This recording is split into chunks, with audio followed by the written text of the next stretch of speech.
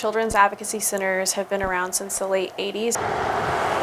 When kids come to the Children's Advocacy Center, it's not a hospital, it's not a police department. We're reducing those barriers at the very beginning. The forensic interviewers at Children's Advocacy Center of Greater West Texas face unspeakable trauma in their jobs every day. A forensic interviewer is a person who is trained to talk to kiddos in a child developmentally friendly way about allegations or concerns of their well-being. And a lot of that is just being a neutral person who you can share anything with. Here in Texas, we use the model that's from Children's Advocacy Centers of Texas, which is a semi-structured narrative process, which means that every kid is different. So we do have pieces of a forensic interview that we do have to follow, a process, a policy, if you will.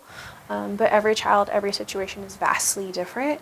And there's lots of different reasons or situations that could bring a child to our office, but primarily there's some kind of allegation or concern of child abuse. And the huge responsibility of beginning to untangle that trauma can weigh heavily on the interviewers. And I think that we're human, we're not robots, right? And so it can be hard. So self-care is a huge part of, one, our organization, but also my job as a supervisor and my job as a forensic interviewer is to walk into that room, make sure I'm in a good headspace.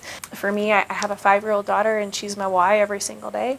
I'm a firm believer that every child should have more advocates. That is something that in my experience, there's not enough advocates for kids, whatever that means for every single kid, whether it's parents or family or community.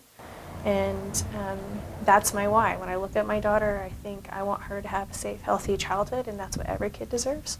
And unfortunately, there's a lot of kids in our community who don't necessarily have parents or people that are working on that piece. And so for me, my self-care often looks like making sure I'm taking care of my kid. She keeps me really busy. Randall Case, Fox West Texas.